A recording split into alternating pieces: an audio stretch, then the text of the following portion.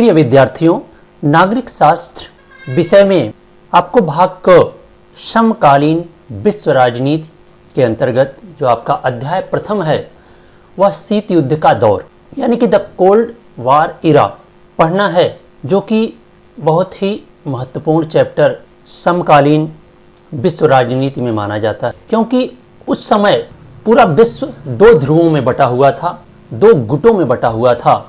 और वह दो गुट किस प्रकार हुए थे, क्यों हुए थे, और ये शीत युद्ध का दौर कौन सा दौर था। दूसरी बात, अगर हम बात कर रहे हैं शीत युद्ध की तो आप मतलब समझ रहे होंगे, युद्ध का मतलब आप समझ रहे होंगे एक तरह से एक दूसरे से लड़ाई झगड़े की बात, लेकिन अगर उसमें शीत जोड़ा गया, शीत से आप समझ सकते हैं ठंडक से, कोल्ड से या शांति से। तो अगर युद्ध हो वो भी कोल्ड हो, ठंडा हो या शांति हो, तो ऐसा कैसे संभव हो सकता है। लेकिन उस समय शीत युद्ध का दौर चला था। तो इस अध्याय में आप जानेंगे कि शीत युद्ध का क्या आशय है, साथ ही साथ आप उस समय की परिस्थितियों से परिचित होंगे कि शीत युद्ध की आवश्यकता क्यों पड़ी, शीत युद्ध का क्या परिणाम हुआ, इस युद्ध का विश्व राजनीति पर क्या असर हुआ, इस दौरान विश्व में किस तरह की स्थितियां थी। ये सारे प्रश्नों पर इस अध्याय में चर्चा की जाएगी। तो सबसे पहले आवश्यक है कि हम लोग जानें कि शीत युद्ध का आशय क्या है, शीत युद्ध किसे कहते हैं। तो आइए देखते हैं। शीत युद्ध, जैसा कि आप समझ सकते हैं, शीत युद्ध यानी ठंडा युद्ध, एक ऐसा युद्ध जहां पर हथियारों का प्रयोग नहीं होता है, विचारों का, विचारधाराओं का युद्ध होता है। तो इसकी आवश्यकता क्यों पड़ी। आप जानते हैं कि यह दौर, जो शीत युद्ध का जो दौर था, वह 1945 से लगभग 1991 तक माना जाता है। तो आप समझ सकते हैं कि 1945 से 1991, जो कि 45 अगर आप देखें तो एक बहुत ही महत्वपूर्ण घटना 45 में घटी थी। द्वितीय विश्व युद्ध समाप्त हुआ था। तो अवश्य ही यह द्वितीय विश्व युद्ध से कहीं न कहीं संबंधित होगा शीत युद्ध। तो इसे समझने के लिए सबसे पहले हम देखते हैं कि जो प्रथम विश्व युद्ध हुआ था, आप देख सकते हैं कि प्रथम विश्व युद्ध कब हुआ था, 1914 से 1918 तक चला था, जिससे संपूर्ण विश्व को जन धन की हानि हुई थी। आप समझते हैं जब भी कोई युद्ध होता है, चाहे वह किसी भी स्तर का युद्ध हो, तो उसमें बहुत ज़्यादा जन धन या मानसिक रूप से ह्रास होता है। तो अवश्य ही यह प्रयास रहता है लोगों का कि ऐसे युद्ध न हो। लेकिन उसके बाद भी 1939 से 45 के मध्य दूसरा विश्व युद्ध हुआ, जो कि केवल यूरोप ही नहीं, लगभग विश्व के सभी देशों को प्रभावित किया था। अब जो द्वितीय विश्व युद्ध हुआ था, चूंकि प्रथम विश्व युद्ध में ही बहुत ज़्यादा लोगों ने जनधन की हानि या विभीषिका देखी थी, उसके बाद भी दूसरे विश्व युद्ध को होने से नहीं रोका जा सका। दूसरे विश्व युद्ध में एक तरह से मित्र राष्ट्रों और ध्रुवीय राष्ट्रों के बीच युद्ध चल रहा था।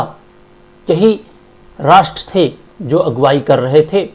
तो उस समय जो मित्र राष्ट्र थे, अमेरिका, सोवियत संघ और ब्रिटेन, फ्रांस, ये मित्र राष्ट्र थे, ये एक तरफ थे। वहीं जो ध्रुवीय राष्ट्रों के मुखिया थे, जर्मनी, इटली और जापान। तो इन लोगों में द्वितीय विश्व युद्ध चला, जिसमें काफ़ी जनधन की हानि हुई, लोगों ने देखा भी। और 1945 में एक बहुत ही महत्वपूर्ण घटना अगस्त के माह में हुई थी, जिसमें अमेरिका ने जापान पर परमाणु बम हिरोशिमा और नागासाकी पर गिराया था। जबकि लोगों का मानना है कि जापान उस समय झुकने वाला था, जापान समर्पण करने वाला था। उसके बाद भी अपने वर्चस्व, अपने प्रभाव को दिखाने के लिए अमेरिका ने उस बम गिराया था, जिसकी वजह से कुछ राष्ट्र अमेरिका से नाराज चलने लगे थे। और उसी के दौरान सोवियत संघ और अमेरिका दो महाशक्ति के रूप में सामने आए और दोनों में वर्चस्व की लड़ाई, विचारधाराओं की लड़ाई शुरू हुई, जिसे ही शीत युद्ध कहा गया। तो आप देख सकते हैं कि 1945 द्वितीय विश्व युद्ध के समाप्त हो जाने के पश्चात समकालीन विश्व शीत युद्ध का दौर प्रारंभ हुआ। यानी कि आप इस तरह से कह लें तो द्वितीय विश्व युद्ध कब प्रारंभ हुआ, समाप्ति 1945 में हुई थी। किसके आधार पर, जब अमेरिका ने अगस्त 1945 में हिरोशिमा और नागासाकी पर बम गिराया था। वहीं से द्वितीय विश्व युद्ध की समाप्ति मानी जाती है। इस दौरान विश्व की दो महाशक्तियां, हमने बताया कि विश्व की दो महाशक्तियां, एक अमेरिका और दूसरा सोवियत संघ का उदय हुआ, जिन्होंने एशिया, अफ्रीका व लैटिन अमेरिका के 9 स्वतंत्र देशों को अपने गुटों में शामिल करने की कोशिश की। उस समय क्या था कि बहुत से छोटे छोटे जो देश थे वह इंग्लैंड और फ्रांस या अन्य देशों के गुलाम थे और धीरे धीरे वो क्या हो रहा था, स्वतंत्र हो रहे थे। अब यहाँ पर वर्चस्व की लड़ाई शुरू हुई थी, अमेरिका और सोवियत संघ। आप अगर नक्शे में देखें तो आप देखेंगे कि अमेरिका, ये हिस्सा अमेरिका और ये सोवियत संघ, जबकि अमेरिका के साथ इंग्लैंड और फ्रांस भी थे। आप नक्शे में देख सकते हैं कि अमेरिका के साथ ये फ्रांस है और ये इंग्लैंड। तो अमेरिका के साथ इंग्लैंड और फ्रांस भी थे और ये सोवियत संघ का क्षेत्र था। तो इनकी और इनकी लड़ाई थी। तो ये दोनों अपने वर्चस्व की लड़ाई, क्योंकि दोनों के पास परमाणु हथियार था, जिसके कारण अपने वर्चस्व को दिखाने के लिए छोटे छोटे जो राष्ट्र स्वतंत्र हो रहे थे उसको अपनी तरफ रिझा रहे थे, अपनी तरफ मिला रहे थे, ताकि अपनी संख्या या अपना बल बढ़ा सके। तो इस आधार पर अमेरिका और सोवियत संघ का उदय हुआ। वास्तव में जो शीत युद्ध इन दोनों महाशक्तियों के बीच वर्चस्व की लड़ाई का परिणाम था, वह गुट निरपेक्ष आंदोलन ने दोनों महाशक्तियों के वर्चस्व को चुनौती दी। यानी कि आप इसमें गुट निरपेक्ष आंदोलन भी पढ़ेंगे, जो कि एक बहुत ही महत्वपूर्ण घटना है, जिसका एक तरह से शुरुआत कहा जाए, सूत्रपात कहा जाए, तो भारत के प्रथम प्रधानमंत्री जवाहरलाल नेहरू द्वारा किया गया था, ने दोनों महाशक्तियों को वर्चस्व को चुनौती दी थी। तथा ये बाद की घटना है। इस आंदोलन में शामिल देशों ने स्वयं को दोनों महाशक्तियों से अलग रखते हुए एक नई अंतर्राष्ट्रीय आर्थिक व्यवस्था की स्थापना की। आइए समझते हैं कि शीत युद्ध क्या है। जैसा कि हमने बताया भी आपको, शीत युद्ध विचारों का युद्ध है, जहाँ पर आप देखेंगे शीत युद्ध से आशय एक ऐसी स्थिति से है जिसमें वास्तव में युद्ध नहीं होता। यानी कि वास्तव में युद्ध तो नहीं होता, परंतु युद्ध की स्थिति हमेशा बनी रहती है। दूसरे शब्दों में अगर कहें तो शीत युद्ध क्या है, विचारधाराओं का युद्ध है। हमने पहले भी बताया कि जो शीत युद्ध है वह विचारों का युद्ध है, वर्चस्व का युद्ध है, एक दूसरे को नीचा दिखाने का युद्ध है। शीत युद्ध की स्थिति द्वितीय विश्व युद्ध यानी कि 1939 से 45 के पश्चात दो महाशक्तियों अमेरिका और सोवियत संघ के उदय के कारण उत्पन्न हुई। शीत युद्ध ने कभी युद्ध का स्वरूप ग्रहण नहीं किया। यानी कि जो भी ये शीत युद्ध था, कभी वास्तव में युद्ध का स्वरूप नहीं ग्रहण किया। क्योंकि ऐसा क्यों हुआ? क्योंकि वो लोग पहले प्रथम और द्वितीय विश्व युद्ध के परिणाम देख चुके थे। इस वजह से वह लोग कभी भी युद्ध के पक्ष में नहीं थे, फिर भी विचारधाराओं का युद्ध चल रहा था। तो इन दोनों महाशक्तियों ने शीत युद्ध के दौरान उसी परिणाम को देखते हुए अपने धैर्य का परिचय दिया। तो जो शीत युद्ध था वह की अपनी कुछ विशेषताएं थी, जो इस प्रकार हैं कि शीत युद्ध में दो शक्तिशाली गुट सम्मिलित हुए। जैसा कि हमने बताया कि जो मित्र राष्ट्र थे और ध्रुवीय राष्ट्र, दोनों में द्वितीय विश्व युद्ध चल रहा था। लेकिन अमेरिका द्वारा अपने वर्चस्व को दिखाने के लिए जब जापान पर बम गिराया गया तो वहीं पर दो गुट या दो महाशक्तियां उभर कर आई, एक अमेरिका और एक सोवियत संघ। इन्हीं दोनों के वर्चस्व की लड़ाई का परिणाम था शीत युद्ध। दूसरी विशेषता क्या है शीत युद्ध की, कि दोनों गुटों के पास परमाणु हथियार था। मैंने पहले भी बताया कि जो दोनों गुट थे या दोनों महाशक्तियां थीं, दोनों के पास परमाणु हथियार होने के कारण दोनों गुटों ने सैन्य गठबंधन करना प्रारंभ किया। यानी कि सैन्य गठबंधन, छोटे छोटे जो स्वतंत्र हो रहे राष्ट्र थे उनमें अपनी सेनाएं भेजते, उनको आर्थिक सहायता देते और अपनी सेना वहां रखते हैं। जैसे जो सोवियत संघ था वो अमेरिका के एक छोटे से द्वीप क्यूबा पर अपनी सैन्य संगठन रखा था, उसी तरह से अमेरिका सोवियत संघ के पास बहुत सारे ऐसे देश जिसमें बेल्जियम वगैरह में अपनी सैन्य सेना रखा था। तीसरी जो विशेषता है, शीत युद्ध के दौरान दोनों गुटों एवं उनके सहयोगियों से यह आशा की जा रही थी कि वे तर्कपूर्ण उत्तरदायित्व वाला व्यवहार करें। यानी कि जो भी व्यवहार करें वो शीत युद्ध में वह ऐसा हो जो तर्कपूर्ण हो। यानी कि दूसरे पर अगर कोई आक्षेप लगाया जाए या दूसरे पर वर्चस्व दिखाया जाए, दूसरे को नीचा दिखाया जाए, तो उसमें एक तरह की तर्कपूर्ण बात हो। अगली विशेषता थी कि शीत युद्ध काल में नाटो यानी कि नॉर्थ एटलांटिक ट्रेटी ऑर्गेनाइजेशन, यह एक ऐसा ऑर्गेनाइजेशन था कि जो सैन्य ऑर्गेनाइजेशन था जो कि बहुत ही महत्वपूर्ण, किसके द्वारा, ये अमेरिका द्वारा बनाया गया था।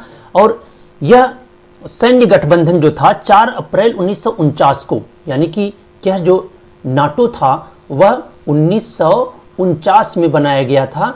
और कहाँ पे इसका जो मुख्यालय था वो बेल्जियम में था। हमने बताया कि ब्रुसेल्स एक बहुत ही अच्छी सिटी है। वहाँ पर आप देखेंगे नक्शे में जब, तो आपको दिखेगा ये इंग्लैंड के पास ही एक छोटा सा देश है ये बेल्जियम, जिसमें ब्रुसेल्स ये उसकी सिटी है, यही उसका मुख्यालय था। यहीं पर उन्होंने नाटो की स्थापना की, यानी कि एक ऐसे सैन्य संगठन को रखा जिसे नाटो कहा गया, नॉर्थ अटलांटिक ट्रीटी ऑर्गेनाइजेशन कहा गया, जिसके आधार पर वह सोवियत संघ पर दबाव बनाने का प्रयास कर रहा था। साथ ही साथ उसने सीटों की भी स्थापना की। यह भी एक सैन्य संगठन था और वह एक तरह से South East Asia Treaty Organization था।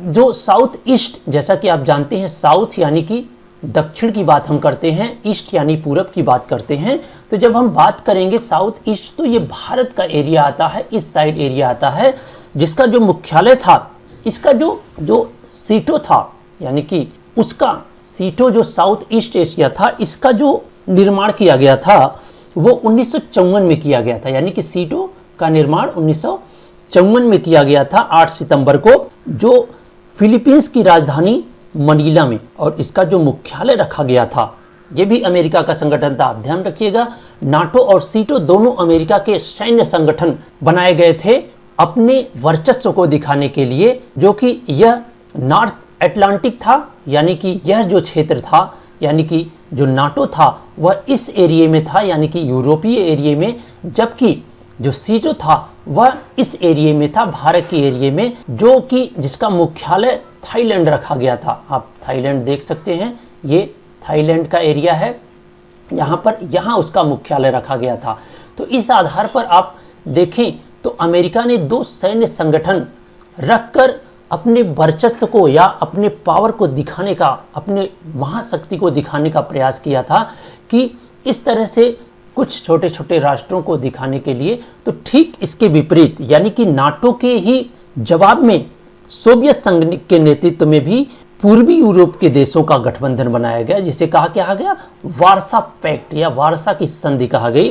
तो यह पूर्वी देश, यानी कि अगर आप देखें तो यह वार्सा की जो संधि थी वह 1955 में बनाई गई थी, 1955 में बनाई गई। जबकि आप देखें नाटो की स्थापना 1949 में और सीटो की 1954 में, और इसी के नाटो के जवाब में सोवियत संघ, यानी क्योंकि एक दूसरी महाशक्ति के रूप में था, इसलिए उसको भी अपना वर्चस्व दिखाना था, इसलिए उन्होंने 1955 में वार्सा पैक्ट कहा गया ने सैनिक गुटों का निर्माण किया।